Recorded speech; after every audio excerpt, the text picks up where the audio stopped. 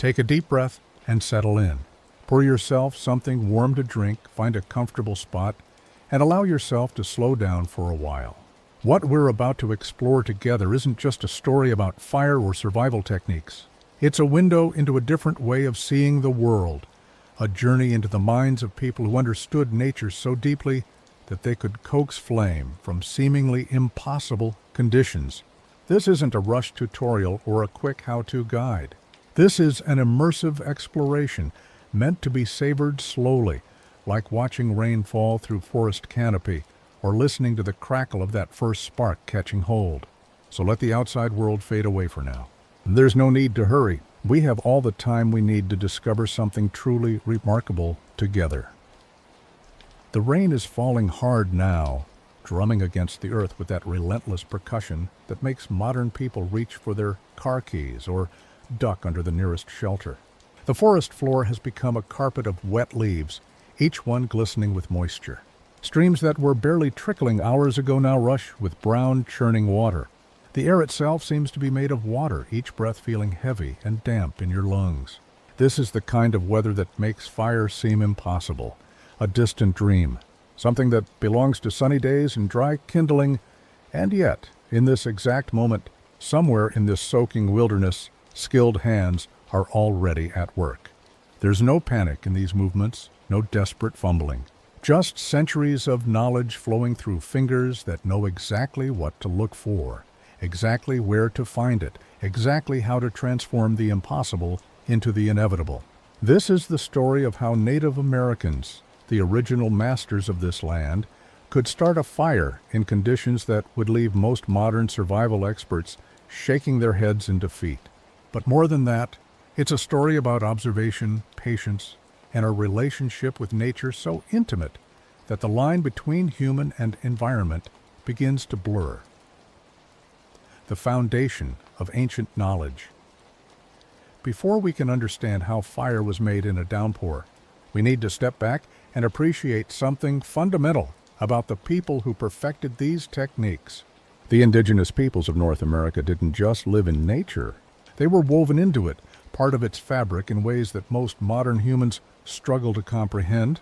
Their relationship with fire wasn't transactional. It wasn't about conquering an element or bending it to their will. It was about partnership, understanding, and an almost conversational relationship with the natural world. Imagine growing up in a culture where your survival depends not on a trip to the hardware store, but on your ability to read the forest like a book written in a language you've known since birth. Every plant has a story. Every type of wood has a personality.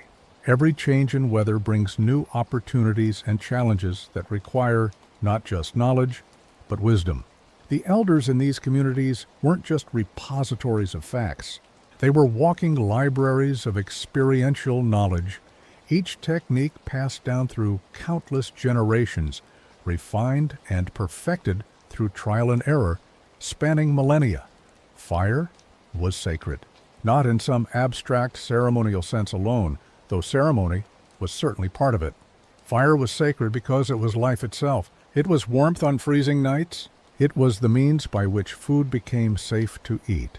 It was light in darkness, protection from predators, a tool for shaping wood and hardening spears. It was the gathering place where stories were told and bonds were forged.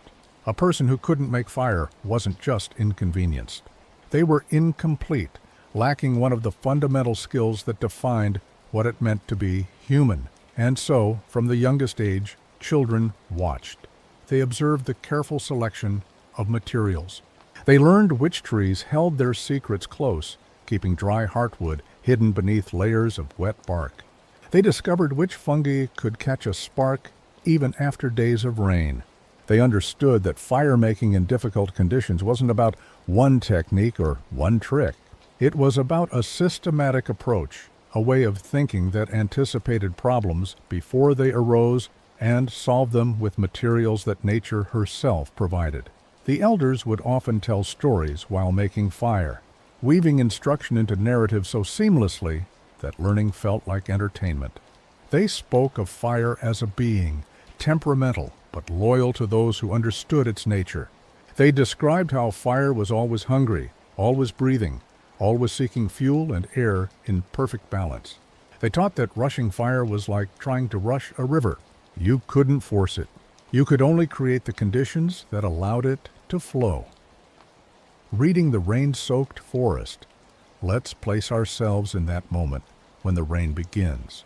Most people see only the obvious. Everything is getting wet. Shelter becomes the priority. Fire becomes something to think about later when conditions improve. But someone trained in the old ways sees something entirely different. The rain isn't the enemy. It's information. It's a test, certainly, but it's also a teacher, revealing secrets about the forest that dry weather keeps hidden. Notice how the rain falls differently on different types of trees. The thick-needled conifers create natural umbrellas, their lower branches forming protective canopies where the ground beneath remains significantly drier. Ancient white pines and hemlocks, with their dense foliage, can shelter entire spaces below them. Even hours into a downpour, these protected zones exist, pockets of relative dryness in an otherwise saturated world. Look at how certain trees shed water. Birch bark, that miraculous material, doesn't absorb moisture like most surfaces. Water beads on it, rolls off it, leaving the bark itself relatively dry even in heavy rain. This isn't an accident. This is design, nature's engineering at work. The oils in birch bark make it naturally water-resistant, which is why birch bark canoes could carry people across vast distances without soaking through. This same property makes it perhaps the most valuable fire-starting material in wet conditions. But here's where observation becomes crucial. Not all birch bark is equal. The outer bark that you can see from a distance is useful, yes, but it's the inner bark, the papery layers closest to the wood, that hold the real treasure. And here's a secret that the uninitiated might never discover. You don't need to harm a living tree to access this gift. Fallen birch logs, even those that have been on the forest floor for years, often retain dry bark beneath their wet exterior. Dead, standing birches, their trunks still upright but their roots no longer drawing water, can provide bark that peels away in dry sheets, even as rain pours around you. The skilled fire maker moves through the forest with purpose, but without haste. They're reading hundreds of subtle signs simultaneously. That fallen spruce over there, the one that's been down long enough for its needles to fall, but not so long that its wood has begun to punk and rot, that's a possibility. The angle at which it fell has kept one side elevated off the ground, protected from the worst of the moisture. Beneath that elevated trunk might be wood that's merely damp on the surface, but dry in its core. Standing dead trees tell their own stories. A dead cedar, its bark starting to slough off but its heartwood still solid, that's a bank vault of dry material. Cedar naturally resists rot because of its oils, and those same oils make it an exceptional fire material. The fire maker approaches such a tree with respect, perhaps offering a quiet word of thanks, and then begins the process of carefully extracting what's needed. Not a wholesale harvest that destroys the tree, but a selective gathering that takes only what will be used. And then there are the subtle treasures that most people walk right past. The dried flower stalks of mullein plants, those tall, fuzzy spires that poke up through the rain like organic torches. Even in heavy weather, the dense hairs on these stalks can hold air, keeping the inner fibers relatively dry. The dead stems of goldenrod and Joe Pye weed, hollow and pithy, can contain dry material in their protected cores. Old man's beard, that wispy lichen that hangs from trees in certain climates, is so resistant to moisture that it can often be used even in rain. The forest floor itself offers clues.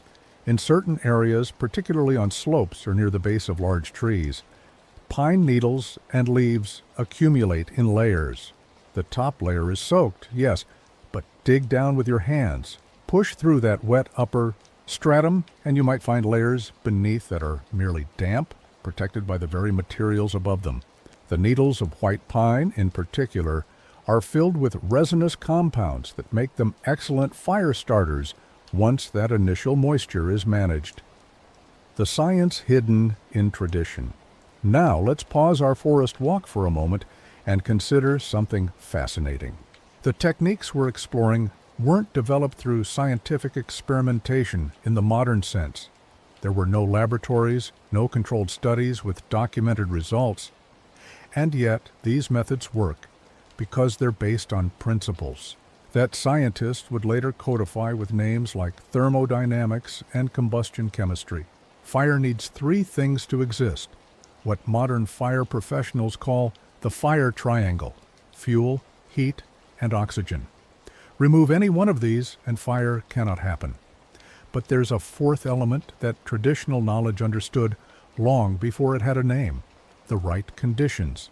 You can have fuel, heat, and oxygen, and still fail to make fire if the conditions aren't properly prepared.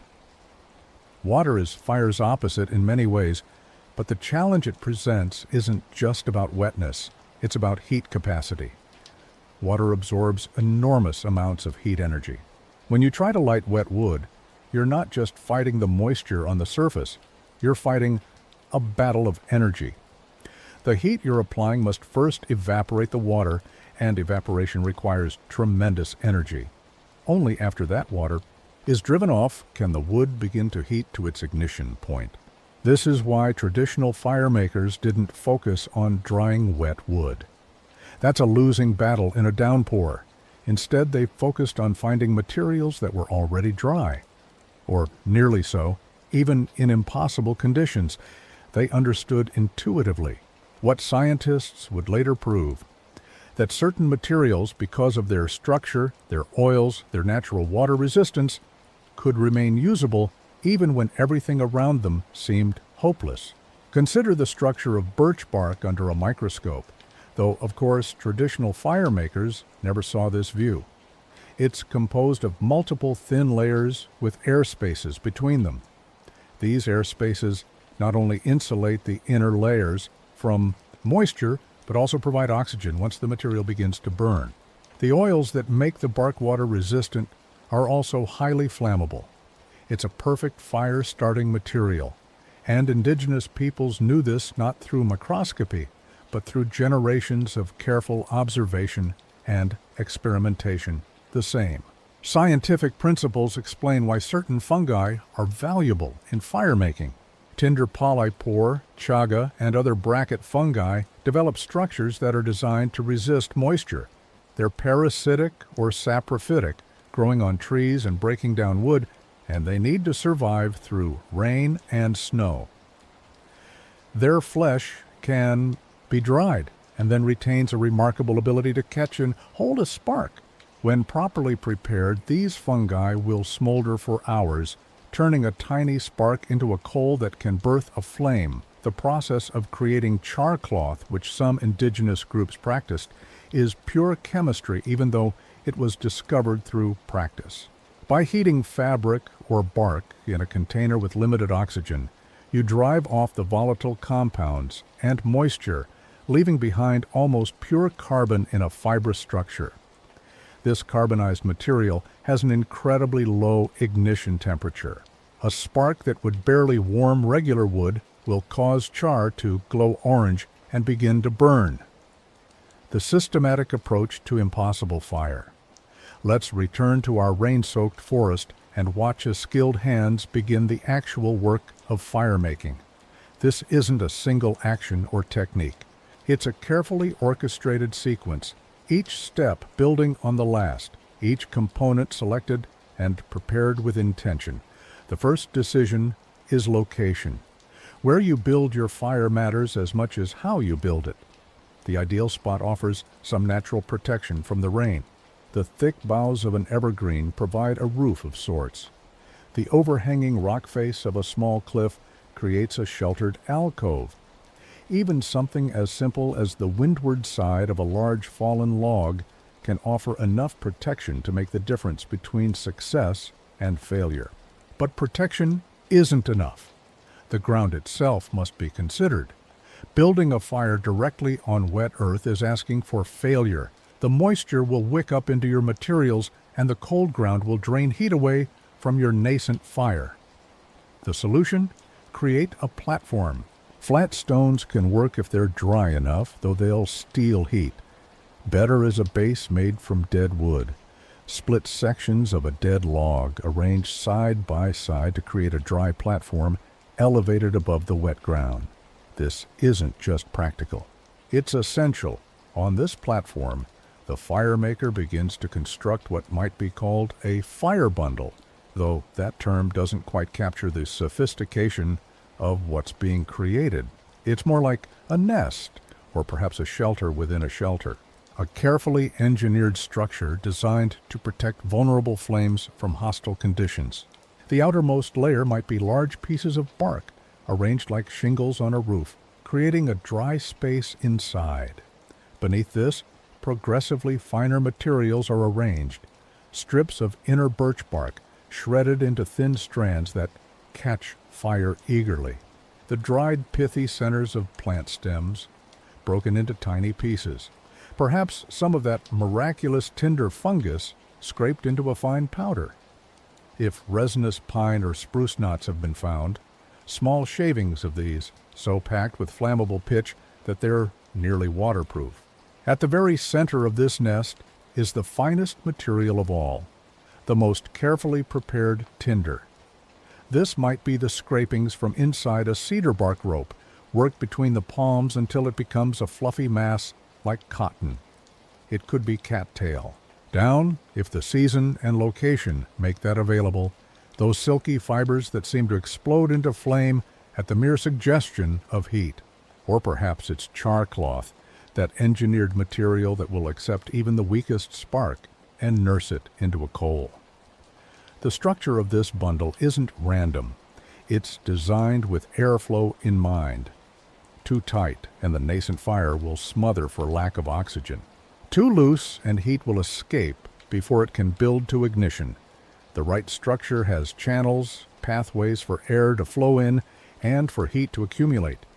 It's a miniature architecture, each material placed with purpose. The art of making spark. And coal now comes the moment that requires not just knowledge but skill, the physical mastery that comes only from practice. Making fire in good conditions is one thing. Making it in a downpour requires movements that have become second nature, hands that know what to do even when rain is streaming into your eyes and wind is trying to steal your spark. The bow drill method was perhaps the most widespread technique across Native American cultures, though variations existed. The principle is elegant. Rapid rotation creates friction, friction creates heat, and sufficient heat in the right material creates a coal. But in practice, in rain-soaked conditions, this elegant principle becomes a test of preparation and patience. The components of a bow drill set must be selected with even more care in wet conditions. The drill, the spindle that will rotate, needs to be made from wood that's straight-grained and relatively soft. Cedar, cottonwood root, willow, these are traditional choices, but crucially, this piece must be dry. A wet drill will slip and slide, unable to generate the friction heat needed. Finding or preparing a dry drill in rain means working with dead standing wood, perhaps splitting a section to access the dry interior, then shaping it with quick practiced movements. The fireboard, the base piece that the drill rotates against, must also be dry and is traditionally made from the same wood as the drill. A notch is carved into this board, a V-shaped channel that will allow the dusty debris created by friction to accumulate. This dust is critical. As the drill spins, it grinds away microscopic particles of wood from both the drill and the board. These particles collect in the notch, and it's this powder, this dust, that will actually become the coal. The bow itself can be almost any reasonably flexible branch, and the string can be made from various materials, cordage created from plant fibers, sinew, or leather thongs. In rain, the challenge is keeping the string from becoming too wet and stretchy. A firemaker might keep this component under their clothing, using body heat to maintain its relative dryness. The final component is the handhold, a piece of wood or stone that caps the top of the drill, allowing downward pressure while the drill spins. Stone is ideal because it doesn't create friction heat at the top, but a piece of hardwood can work. especially if it has a natural hollow or has been greased with oils from plants or animal fat to reduce unwanted friction. Assembly happens quickly. The drill is placed on the fireboard at the notch. The bowstring is wrapped once around the drill. The handhold is positioned on top, and then the motion begins. Back and forth, the bow moving in smooth strokes, the drill spinning rapidly, creating a high-pitched whine as wood meets wood at speed. This isn't frantic movement. Speed is necessary, yes, but rhythm is more important. A steady, sustainable pace that can be maintained for the time needed. The firemaker's body is positioned efficiently, using large muscle groups rather than just arms, making this a whole-body effort that can continue even when muscles begin to burn with exertion. Smoke appears first, thin wisps that disappear into the rain-heavy air. This is a good sign, proof that heat is being generated. The smell of burning wood, clean and sharp, cuts through the wet forest scents. The dust in the notch begins to darken, turning from tan to brown to black. It's getting hot, very hot, approaching the 500 degrees or more needed to create a coal. And then, if everything has been prepared correctly, if the wood is right and the pressure is right and the speed is maintained, the dust begins to glow. Not flame, not yet, but a tiny orange ember buried in the black powder. This is the coal, the heart of the fire, the seed from which everything else will grow. But here's where many modern attempts fail. The tendency is to rush to immediately try to blow this coal into flame. But patience is required. The coal needs to be given time to stabilize, to grow, to consume the dust around it, and become solid and strong. 10 seconds, 15, while that orange glow spreads and the smoke thickens. From coal to flame, the delicate transformation. The coal now rests in the notch of the fireboard, a tiny point of heat in a cold, wet world. This is simultaneously the moment of greatest vulnerability and greatest possibility. Everything up to this point, all the preparation and effort, can be lost in the next 60 seconds if the process isn't handled correctly. Using a thin piece of bark or wood as a tool, the firemaker carefully slides the coal out of the notch, ensuring not to break it apart. This glowing ember is deposited into the prepared tinder bundle we constructed earlier, settling it into the very center, into that fluffy mass of finest material. The bundle is then carefully folded over the coal, enclosing it completely while still maintaining the structure that allows airflow. Now comes one of the most iconic images of primitive firemaking. The firemaker brings the bundle close, often holding it at arm's length, and begins to blow. But this isn't the sharp, forceful blowing you might imagine. It's gentle, controlled, a steady stream of breath that feeds oxygen to the coal without blowing it apart. Watch the smoke. It starts thin and relatively cool.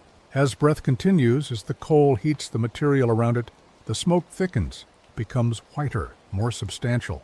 You can hear the material beginning to crackle softly, almost like whispers.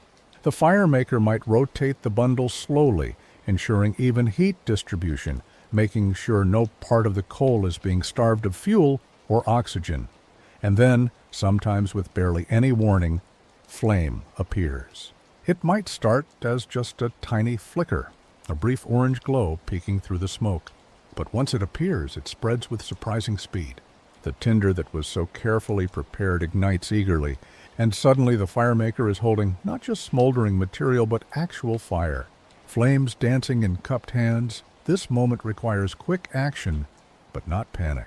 The burning bundle needs to be immediately transferred to the prepared fire lay, the structure of larger materials that will take over and sustain the flame.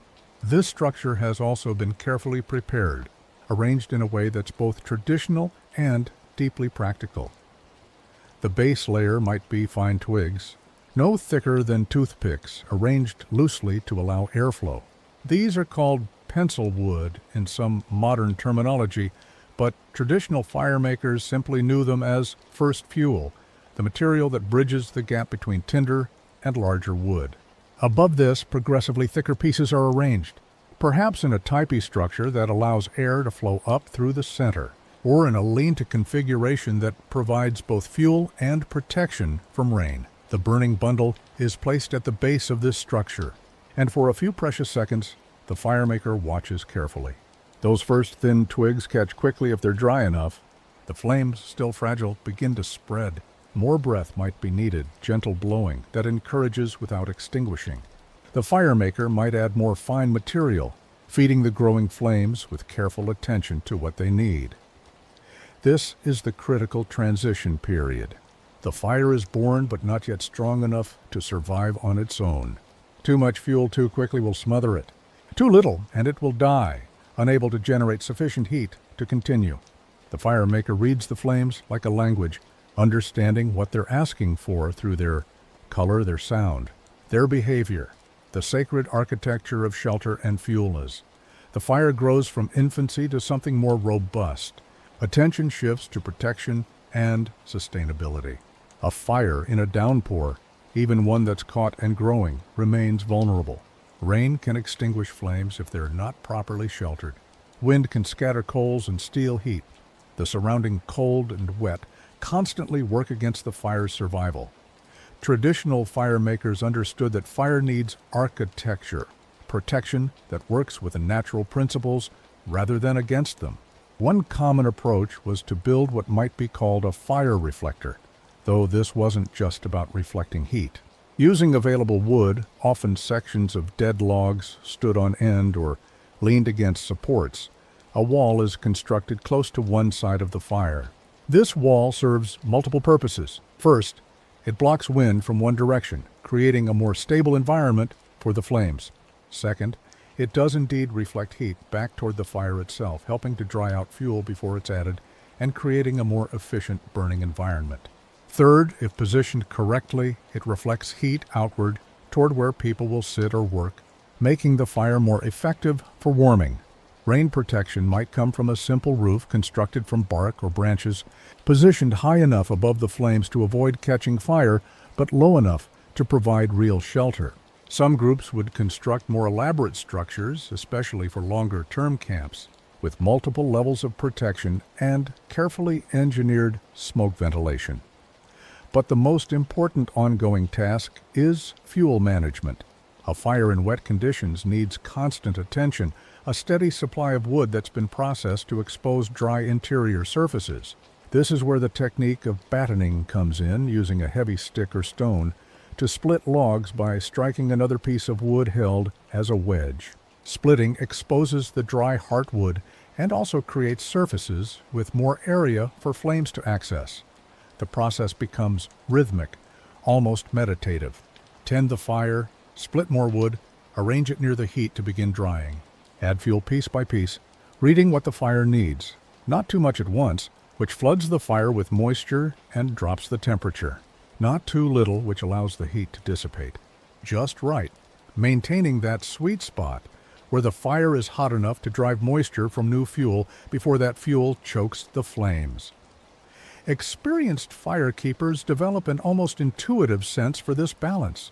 They can glance at a fire and know whether it needs more air, more fuel, or simply time to establish itself. They notice subtle things, the color of the flames, which indicates temperature, the sound of the burning, which reveals moisture content, the behavior of the smoke, which shows whether the fire is getting enough oxygen. The deeper wisdom of multiple methods, while we focused primarily on the bow drill method, it's important to understand that indigenous peoples across North America developed and used various fire-making techniques, each with advantages in different conditions and circumstances. The diversity of these methods speaks to the creativity and adaptability of these cultures. The hand drill, similar to the bow drill but without the bow, relies purely on rapidly spinning a stick between the palms against a fireboard. This method requires less equipment, just 2 pieces of wood, but demands greater physical endurance and technique. In skilled hands, it can work even in damp conditions, particularly with wood selections like yucca or mullein stalks that have naturally low friction points. Flint and steel, though technically requiring a metal component that might not be considered purely wilderness materials in the traditional sense, became widely adopted after European contact and was adapted into traditional practices. The principle is simple. Striking hard stone against steel creates sparks hot enough to ignite prepared tinder. Some groups used iron pyrite and flint before the introduction of steel, creating the same effect. In rain, this method has the advantage that the spark creation isn't affected by wet conditions, though the tinder still must be kept dry. The fire plow method involves rapidly rubbing a stick along a groove in a fireboard, creating friction heat through linear rather than rotational motion. This can be effective with certain wood combinations and has the advantage of simplicity, requiring only 2 components. Some Pacific Northwest groups used variations of this technique with split cedar boards. Perhaps most fascinating is the fire thong method, where a strip of flexible material like rattan or supple bark is rapidly pulled back and forth around a stationary piece of wood, creating friction heat at the contact point. This method is less common in North American traditions, but demonstrates the universal human creativity in solving the fire-making challenge. Each method has its advocates, its ideal conditions, its particular woods and materials that make it most effective. The true masters weren't specialists in one technique. They were generalists who could assess available materials and conditions and select the approach most likely to succeed. This flexibility, this adaptability, is perhaps the most important skill of all. The role of sacred materials and practices to understand traditional firemaking completely. We must acknowledge the spiritual dimension that accompanied these practical skills. For many indigenous peoples, the distinction between practical and sacred was far less rigid than it is in modern Western thinking. Firemaking wasn't just a survival skill, it was a ceremony, a prayer, an acknowledgement of humanity's relationship with forces greater than itself. Certain materials were considered especially sacred or powerful for firemaking. Fungal growths like chaga weren't just good tinder. They were gifts from the spirit of the tree, gathered with prayers of thanks and never over-harvested. The first fire of a new season might require specific rituals, particular songs sung while the bow drill turned, offerings made before the first flame was touched to kindling. These practices weren't superstition, though modern interpretations sometimes dismiss them as such. They were cultural technologies that served important purposes. The ritual surrounding fire-making enforced careful attention, patience, and respect for materials. When every action is laden with significance, you don't rush. You don't waste. You give the task the full attention it requires. Moreover, these practices embedded knowledge in story and ceremony, making it memorable and meaningful. A child might forget a list of instructions about wood selection, but they'd remember the story of how fire came to the people, how it must be treated with respect, how certain trees were willing to share their fire and others kept it hidden deep. These stories were mnemonic devices, educational tools wrapped in narrative and spiritual teaching. Some groups maintained sacred fires that were never allowed to go out completely, tended by designated firekeepers whose responsibility it was to ensure the community always had access to fire. These continuous fires weren't just practical insurance against having to start fire from scratch in difficult conditions. They were living symbols of continuity, connecting present generations to past ones through an unbroken chain of flame. When fire had to be carried, perhaps during a migration or when establishing a new camp, techniques for transporting coals became their own specialized knowledge. Punk wood, the soft rotted interior of certain tree species, could hold a coal smoldering safely for hours.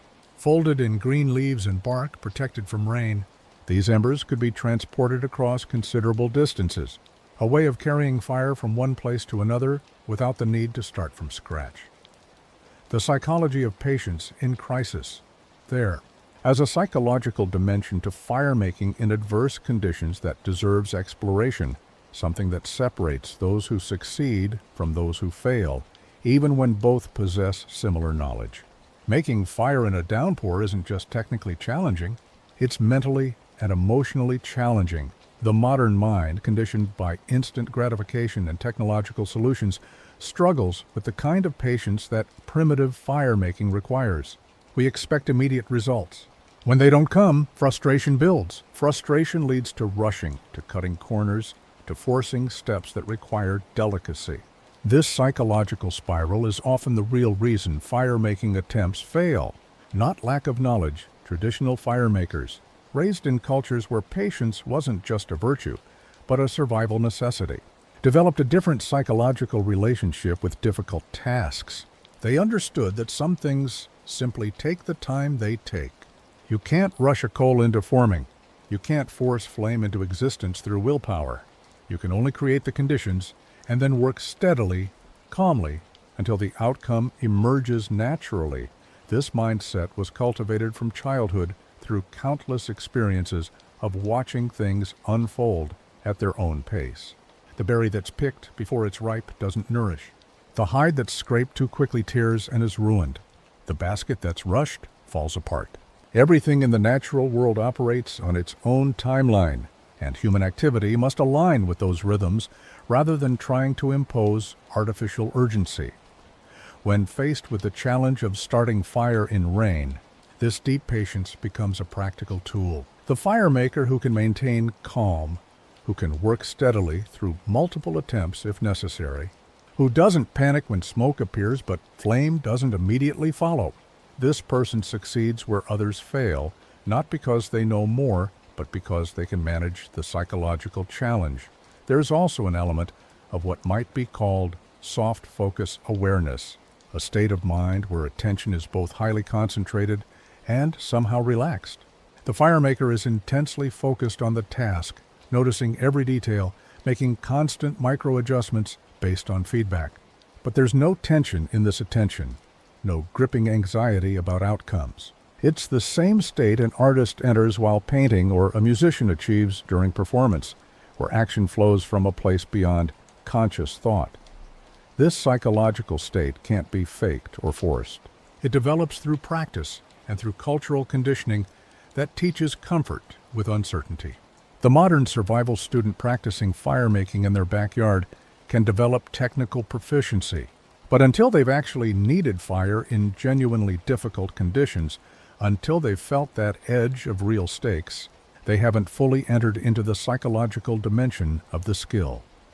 The seasonal variations and adaptations.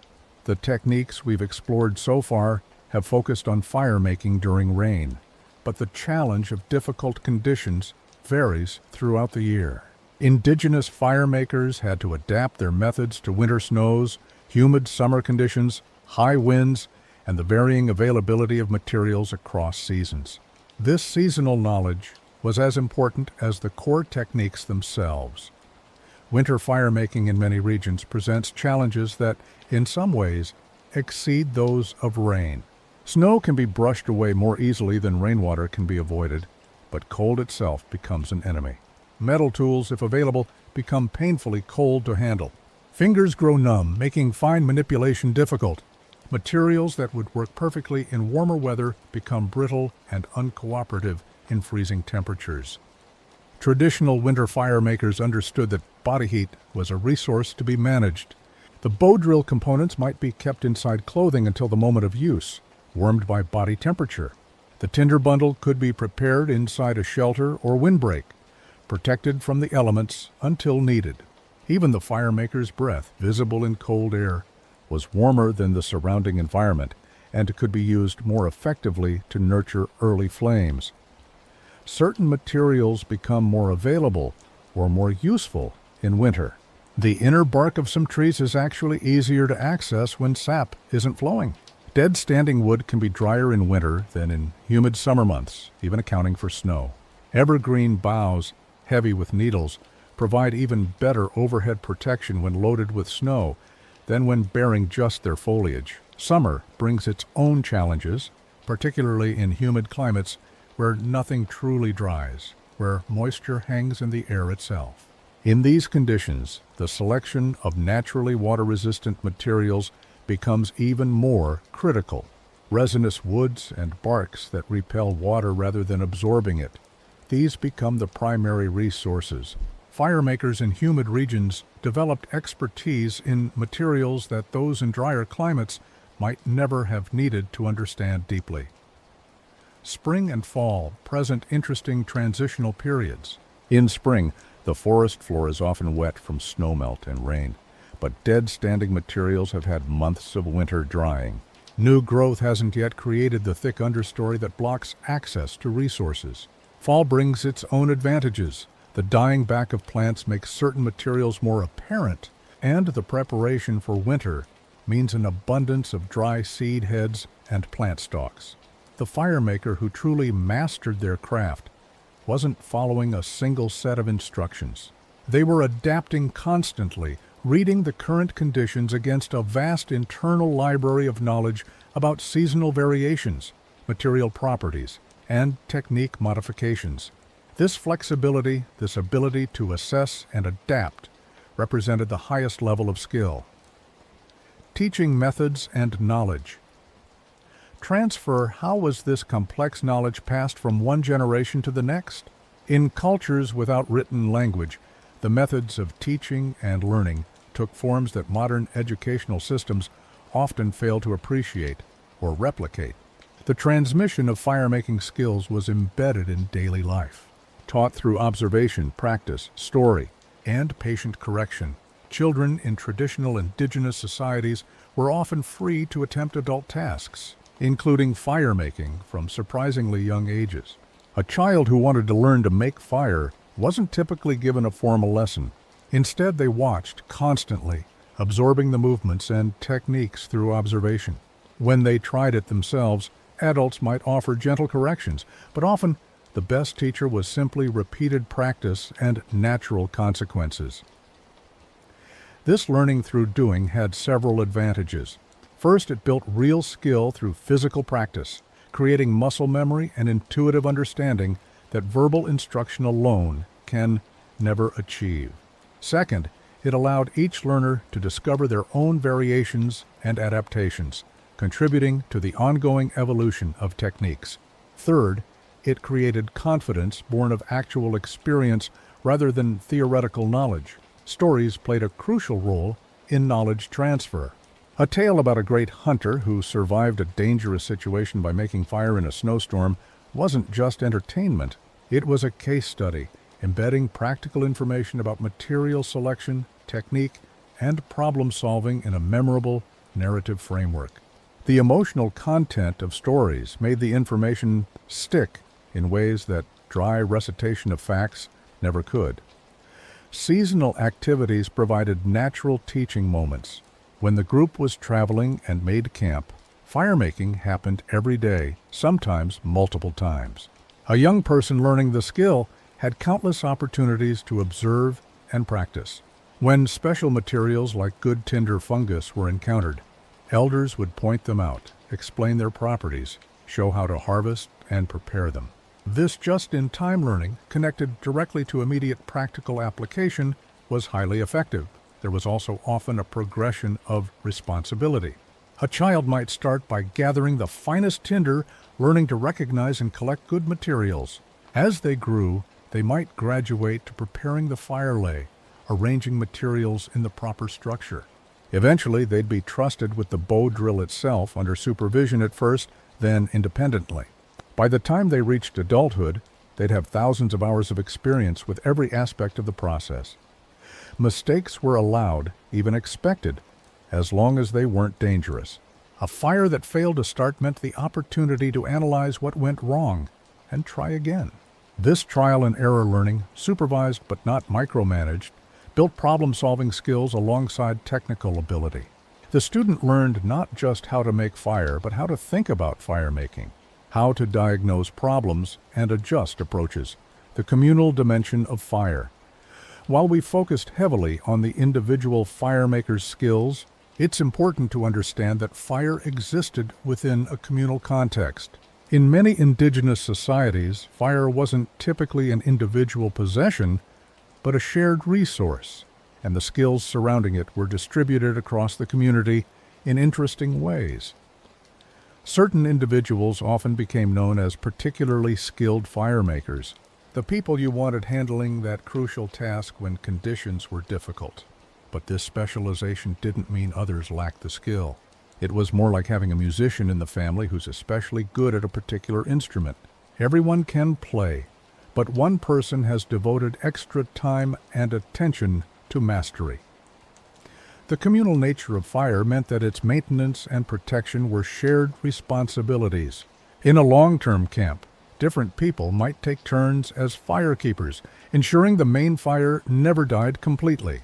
This rotation spread the knowledge and the responsibility, preventing the loss of fire from becoming catastrophic.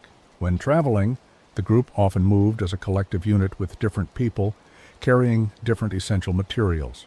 One person might carry the fire-starting kit. Another might be responsible for easily ignitable tinder kept dry in waterproof containers made from bark or bladders. The distribution of resources and responsibilities was a form of redundancy, ensuring that the loss of any one person's pack didn't mean complete loss of critical capabilities. Fire was also a gathering point, the literal and metaphorical center of community life. Around fire, stories were told, skills were taught, relationships were formed and maintained. The circle around a fire was a democratic space in many cultures where voices could be heard and decisions made collectively.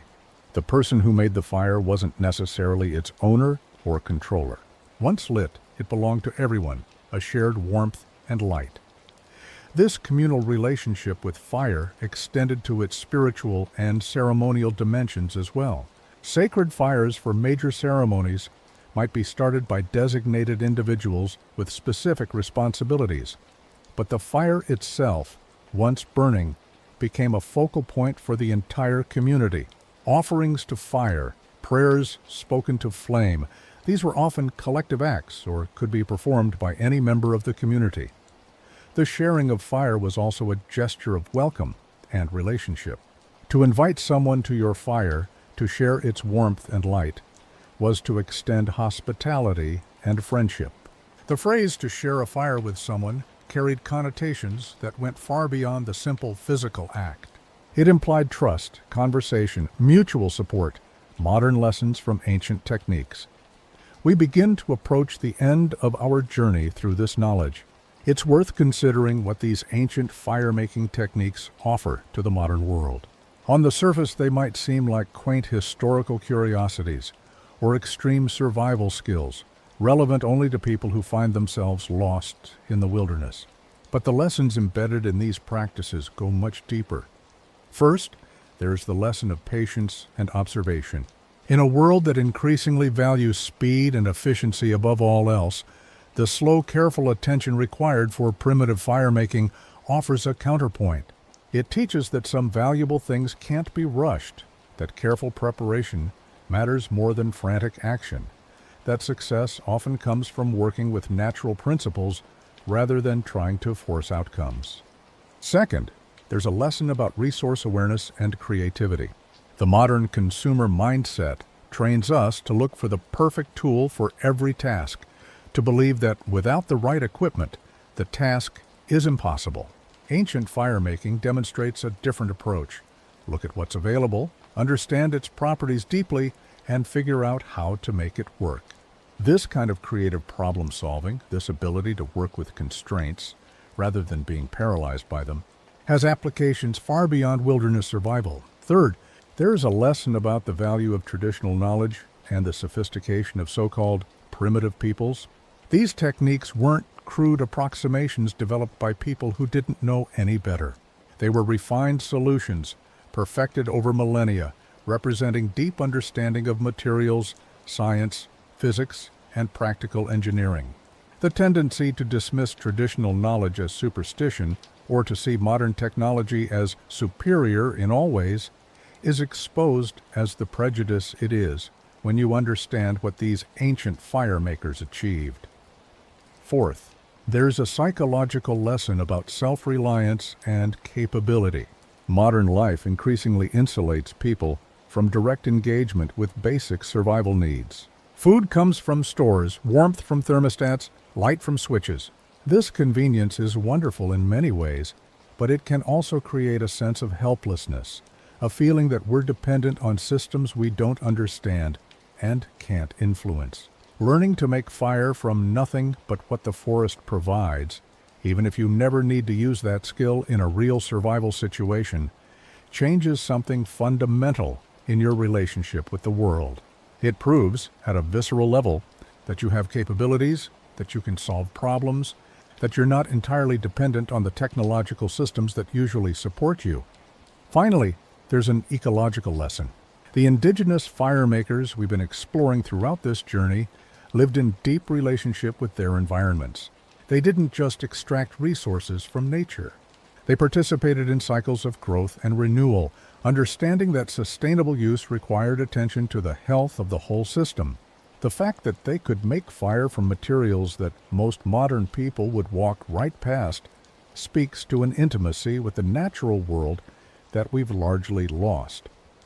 The personal transformation of practice beyond the broad lessons. There's something that happens to individuals who actually practice these skills, who move beyond reading about fire making to actually doing it in challenging conditions. The transformation is subtle but profound, operating on multiple levels simultaneously. Physically, you develop capabilities you didn't know were possible. The first time you successfully make fire with a bow drill, your arms are shaking, your back aches, and you're breathing hard. It seems impossible that you could do this reliably, but with practice, the movements become efficient. Your body learns the rhythms and the angles. What seemed impossibly difficult becomes, if not easy, at least achievable with reasonable effort.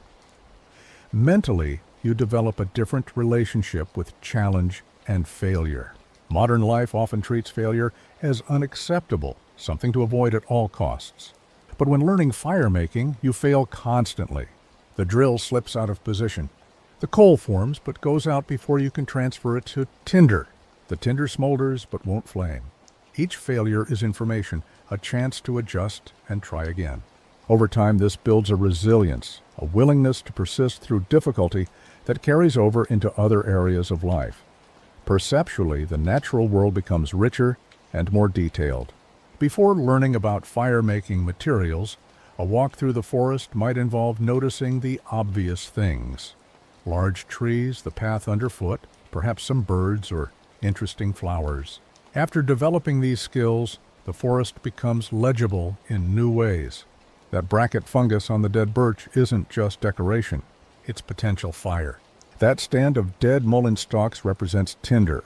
The forest transforms from a scenic backdrop into a library of useful information and materials. There's also a temporal shift that happens. Modern life operates on schedules measured in minutes and hours, with constant awareness of clock time and deadlines. Fire making, especially in difficult conditions, requires surrendering to a different temporal rhythm. You can't check your watch and expect the coal to form on schedule. You work until the work is done, reading the signs and responding to what's happening rather than to arbitrary time limits emotionally. Successfully making fire under challenging conditions creates a sense of accomplishment that's qualitatively different from most modern achievements. There is something primal about it, tapping into ancient parts of the human experience. You've done something that your ancestors did, using the same materials and similar techniques. You've created heat and light from nothing but wood and effort. This connects you to human history in a visceral way that reading about it never could. Spiritually, if we can use that word carefully, many people report that the process becomes meditative or even sacred. The repetitive motion of the bow drill, the focused attention required, the connection to natural materials and ancient knowledge, these combine to create an experience that feels meaningful beyond its practical utility. It's not about religious belief necessarily, but about a sense of participating in something larger than yourself, connecting to lineages of knowledge and practice that stretch back thousands of years. The challenge to modern assumptions. 1. Of the most valuable aspects of deeply exploring ancient fire-making techniques is how it challenges modern assumptions about progress, technology, and the relationship between humans and nature. We live in a culture that tends to view history as a straight line of progress, with each generation improving on the last, with technology consistently making life better and solving problems. The story of fire-making complicates this narrative. In some ways, yes, modern tools like lighters and matches are more convenient than bow drills and tinder bundles. But they're also more fragile, more dependent on supply chains and manufacturing processes. They can fail in ways that traditional methods don't. They create dependence on systems outside your control. Moreover, the knowledge embedded in traditional fire-making represents a sophistication that we've largely lost, not surpassed. The ability to look at a landscape and identify a dozen different potential fire-starting materials, to understand the properties of different woods and fungi and barks at an intuitive level, this is expert-level knowledge that takes years to develop. Most modern people, for all our technological capabilities, are effectively helpless when separated from our tools. This isn't an argument for abandoning modern technology or romanticizing the past. Life in traditional indigenous societies was hard in ways that modern comfort has eliminated. But it's a challenge to the assumption that we've progressed beyond the need for direct knowledge and skills. That technology is always a superior solution to direct engagement with the natural world. There is a fragility in modern systems that traditional knowledge didn't have. A traditional fire maker dropped into an unfamiliar forest could assess the available materials and make fire using principles that applied across different environments. A modern person with a lighter has fire until the fuel runs out. Then what? The traditional knowledge was portable, adaptable, resilient in ways that tool-dependent approaches are not. This matters not just for wilderness survival scenarios, which most people will never face, but for how we think about knowledge, education, and human capability more broadly. What do we lose when we outsource more and more of our basic capabilities to tools and systems? What happens when the supply chains break, when the power goes out, when the normal support systems aren't available? The COVID pandemic gave many people a taste of this kind of disruption, and it revealed how dependent modern life has become on everything working exactly as expected. The ancient fire makers we've been exploring weren't more intelligent than modern people. They had the same cognitive capabilities we do, but they applied those capabilities differently, developing deep expertise in areas that modern education largely ignores. Their knowledge represented a different kind of sophistication, one focused on direct engagement with materials and processes rather than abstract understanding mediated through technology. The ethics of knowledge preservation.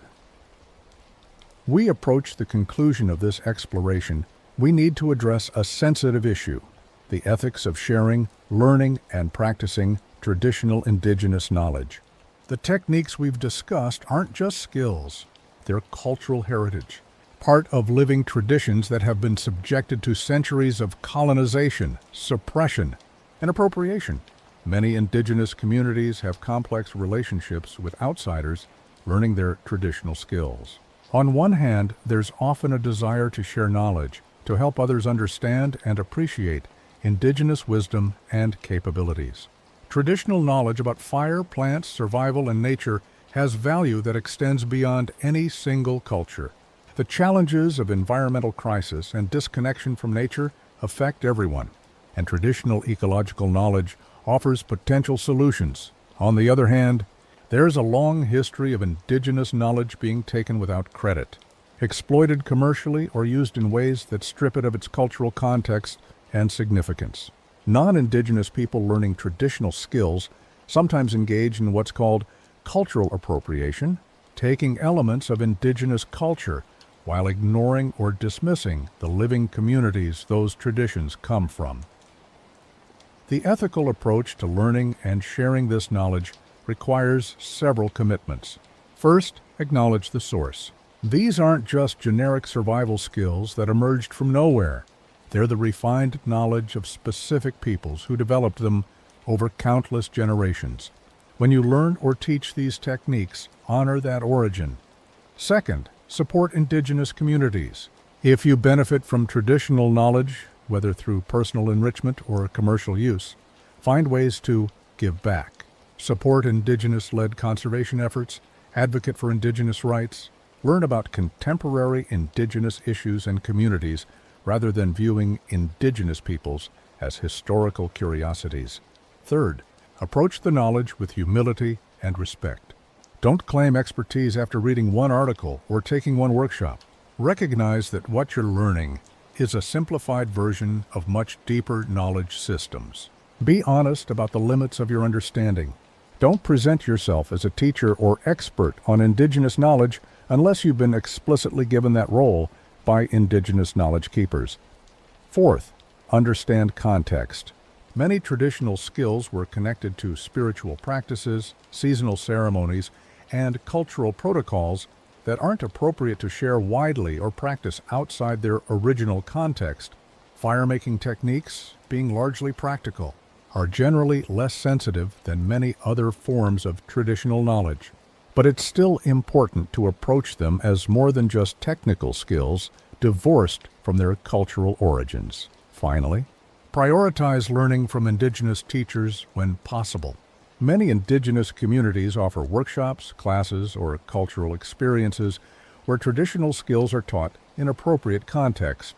These opportunities not only provide more authentic learning, but also support Indigenous cultural preservation and economic sustainability. The goal isn't to avoid learning or sharing this knowledge.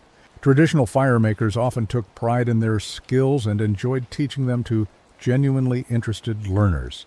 But the learning should happen in ways that honor the source, respect cultural boundaries, and support rather than exploit Indigenous communities. The continuation of living traditions. It's crucial to understand that the knowledge we've explored isn't purely historical. Indigenous peoples didn't disappear or stop practicing traditional skills when the modern world arrived. Across North America, there are living communities where traditional knowledge continues to be practiced, taught and valued alongside contemporary life. In many Indigenous communities, there has been a renaissance of traditional skills and knowledge in recent decades. After generations of forced assimilation and cultural suppression, younger Indigenous people are actively reclaiming traditional practices, learning from elders and adapting ancient knowledge to contemporary contexts. Firemaking, along with other traditional skills, is being taught in cultural programs, tribal schools, and community gatherings. This revival isn't about abandoning modern conveniences or living exactly as ancestors did. It's about cultural continuity, identity, and the practical value of traditional knowledge. A young Indigenous person learning bow drill firemaking might also be studying computer science or working in modern professions. The traditional skills connect them to their heritage, provide a sense of capability and cultural pride, and offer practical benefits in outdoor and survival situations. Many tribal communities maintain cultural centers and programs specifically dedicated to traditional knowledge preservation and transmission. These programs teach not just the technical skills, but the cultural context, the stories, the protocols, and the worldview that give those skills meaning. Firemaking might be taught alongside language preservation, traditional food preparation, basket weaving, and other cultural practices. There are also Indigenous educators and knowledge keepers who have chosen to share certain traditional skills with wider audiences as a way of fostering understanding and appreciation of Indigenous cultures.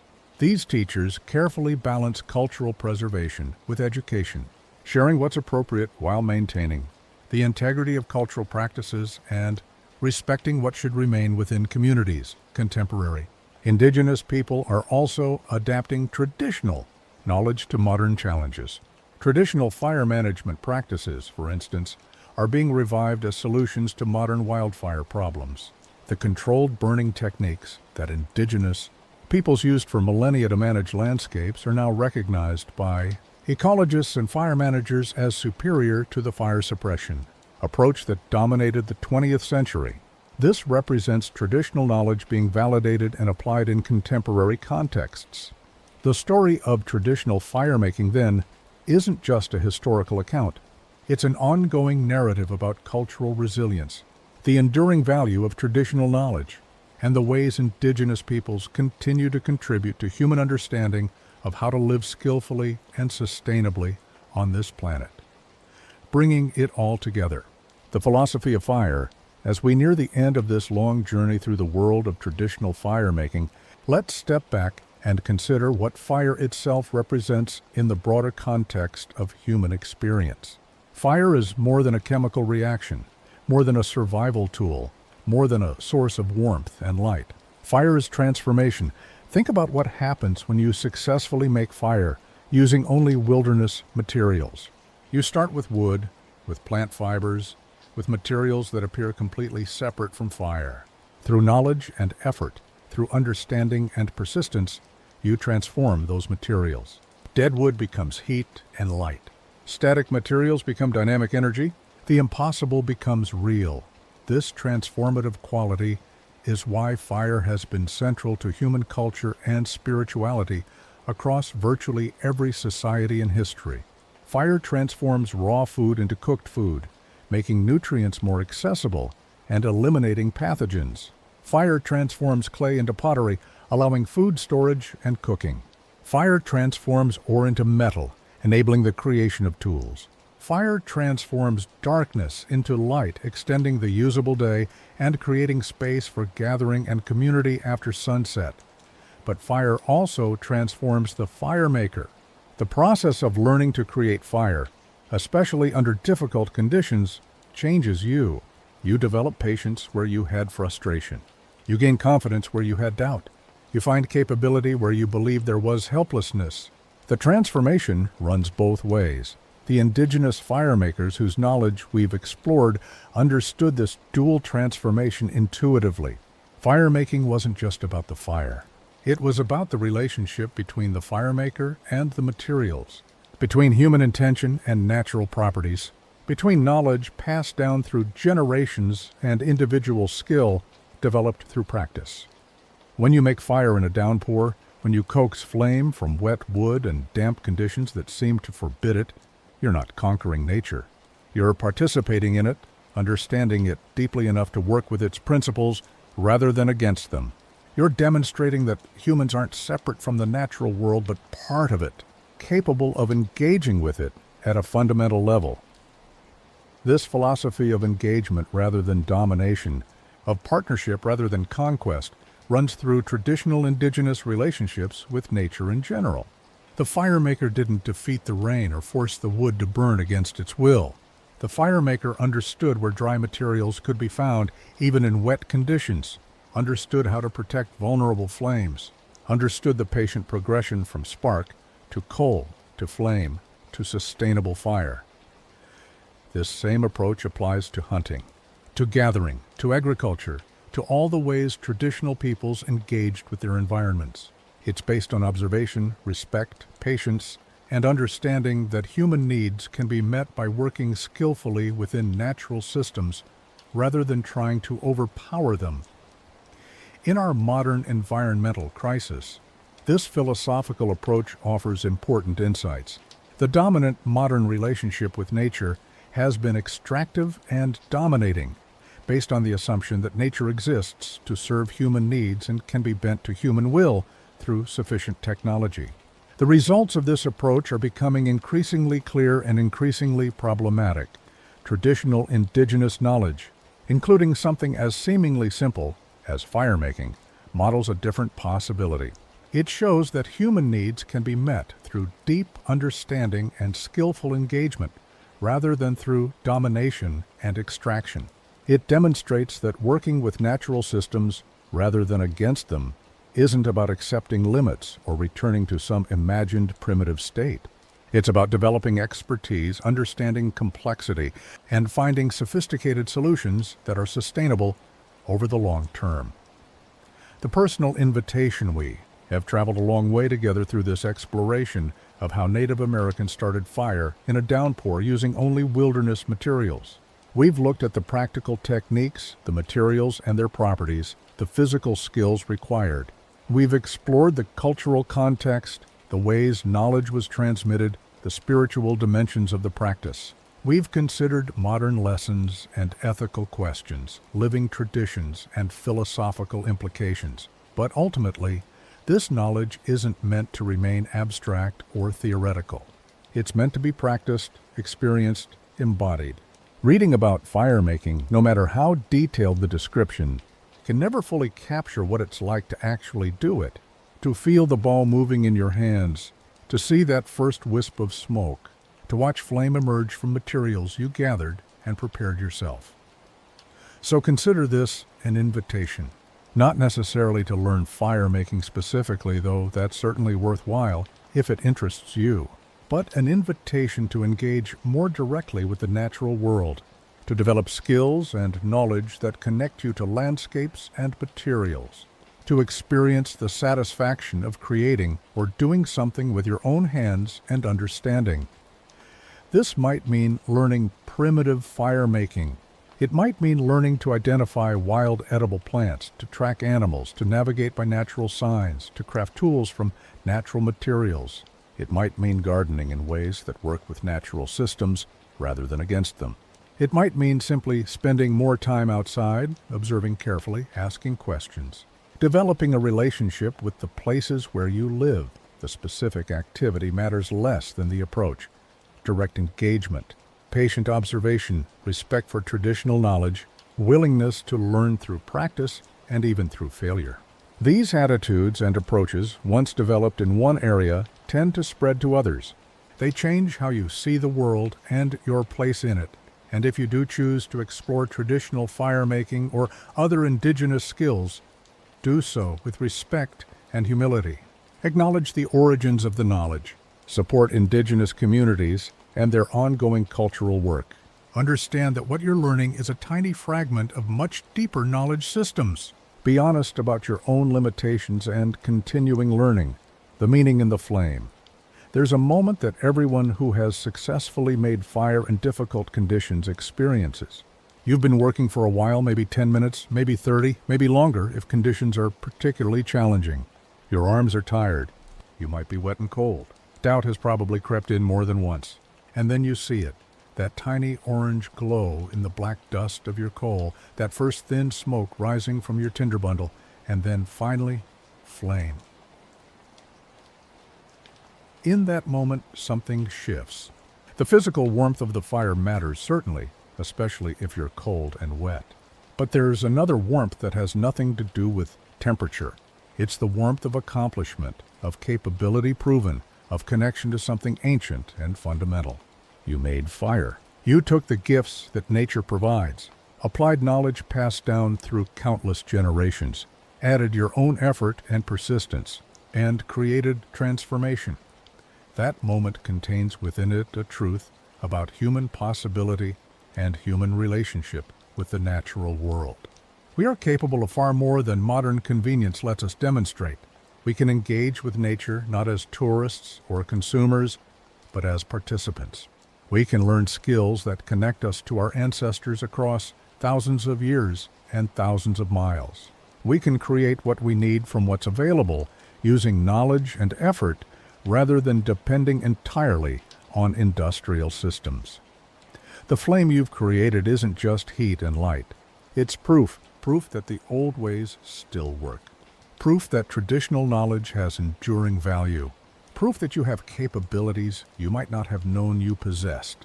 Proof that patience and persistence can transform the apparently impossible into the accomplished fact. And if you share that fire, if you use it to warm others or cook food or simply gather together in its light, you're participating in one of humanity's oldest and most fundamental activities. Every fire that has ever warmed human beings, from the first controlled flames in prehistoric caves to the campfires of contemporary campers, represents this same transformation, this same partnership between human skill and natural materials. The indigenous fire makers whose knowledge we've explored throughout this journey weren't superhuman. They were people like us with the same basic physical and mental capabilities. What they had that most modern people lack wasn't superior genetics or mysterious powers. It was knowledge, practice, cultural support for developing skills, and a worldview that valued direct engagement with nature. That knowledge still exists. Those skills can still be learned. That worldview, that way of seeing the world as a place where human beings can live skillfully and sustainably in partnership with natural systems, is still accessible. The chain of knowledge has been damaged by colonization and cultural suppression, but it hasn't been broken. There are still elders who remember, still communities where traditional knowledge is practiced, still opportunities to learn for those who approach with genuine respect and humility. The rain still falls. Let's return one final time to where we began, that rain-soaked forest. Those impossible conditions, that moment when fire seems like a distant dream. You understand now, after this long exploration, that impossible is the wrong word. Difficult, yes. Challenging, certainly. Requiring knowledge and skill and patience, absolutely. But not impossible. Somewhere in that wet forest, there are materials that can be transformed into fire. Bark that sheds water rather than absorbing it. Dead standing wood with dry heartwood hidden beneath wet exteriors. Fungus that holds the secret of slow smoldering coals. Plant stalks with hollow cores protected from moisture. Resinous knots so packed with flammable compounds that dampness barely affects them. The knowledge of where to find these materials, how to prepare them, how to combine them in structures that protect vulnerable flames and feed growing fires. This knowledge exists. It's been proven over thousands of years across countless situations by generations of skilled practitioners. It works, it's real, it's accessible to anyone willing to learn. The rain keeps falling, as it always has and always will. But the rain doesn't make fire impossible. It just makes fire more meaningful when it's achieved. It raises the stakes, increases the challenge, and thereby deepens the satisfaction of success and the value of the knowledge that makes success possible. This is true not just for fire making, but for all the challenges we face in life. Difficult conditions don't make good outcomes impossible. They just require better knowledge, greater skill, more patience, and a willingness to work with what's available, rather than wishing for ideal circumstances that may never come. The ancient fire makers understood this deeply. They didn't wait for perfect weather. They couldn't afford to. Fire was a necessity, not a luxury. So they developed the knowledge and skills that made fire possible even when conditions were hostile. They learned to read landscapes for hidden resources. They practiced techniques until movements became automatic. They cultivated the patience and persistence that difficult tasks require, and in doing so, they created something more valuable than any individual fire. They created a legacy of knowledge, a demonstration of human capability, and a model for how to live skillfully in the world. They showed that humans could meet their needs through deep understanding and careful practice rather than through brute force or lucky circumstances. This legacy continues. Every time someone learns these skills, practices them, shares them appropriately, and passes them on, the chain of knowledge extends forward another link. Every time modern people recognize the value and sophistication of traditional indigenous knowledge, we open possibilities for learning and partnership. Every time we acknowledge that ancient doesn't mean primitive and traditional doesn't mean inferior, we create space for wisdom to flow across the boundaries of time and culture. Final reflections. Take a deep breath. We've been on quite a journey together, you and I. From that first invitation to settle in and take your time, through detailed explorations of technique and material, through cultural context and philosophical implications, we've covered vast territory. Not just the physical landscape of rain-soaked forests, but the landscape of human knowledge, capability, and relationship with the natural world. If there's one thing to carry away from all of this, let it be this: you are more capable than you know. The modern world, for all its conveniences, often leaves us feeling helpless and dependent. We're trained to believe that we need the right tools, the right equipment, the right conditions to accomplish anything significant. We learn to see ourselves as consumers of solutions created by others rather than as people capable of creating our own solutions. The story of fire making in impossible conditions offers a different narrative. It shows humans as capable, creative, resilient beings who can solve problems through knowledge and effort. It demonstrates that our ancestors weren't lucky or superhuman. They were skilled, patient, and deeply knowledgeable. And those qualities can be developed by anyone willing to invest the time and effort. Whether you ever find yourself needing to make fire in a downpour or not, the lessons embedded in that skill have broader applications. Learn to observe carefully. Develop patience with difficult processes. Build knowledge through practice and experience. Respect the wisdom of those who came before. Work with natural principles rather than against them. Find satisfaction in capability and creation rather than just consumption. These aren't just survival skills. They're life skills.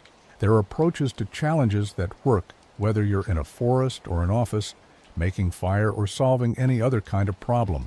They represent a way of being in the world that's increasingly rare, but increasingly necessary. So maybe you'll go out and practice fire making. Maybe you'll find other ways to engage with traditional skills and knowledge. Maybe you'll simply carry these stories and principles with you, letting them inform how you approach challenges and how you think about human capability and our relationship with the natural world. Whatever you choose, remember that the knowledge exists. The skills can be learned. The seemingly impossible can become achievable through patience, practice, and understanding. The rain will fall, as it always has, but humans have always found ways to create warmth and light even in the coldest, wettest conditions. That capability hasn't been lost. It's just waiting to be rediscovered and applied, one careful spark at a time. Thank you for taking this journey. Thank you for your patience and attention. And thank you for caring enough about this knowledge to invest the time in understanding it deeply rather than just skimming the surface. In a world of quick takes and instant answers, the willingness to slow down and really explore something is itself a valuable skill. The fire is burning now, warm and bright against the rain. Pull close and enjoy its warmth. Let its light illuminate not just the immediate surroundings, but the broader possibilities of human knowledge and human capability. And when you're ready, carry a coal of that knowledge forward into whatever comes next, keeping the flame alive for those who will follow after you.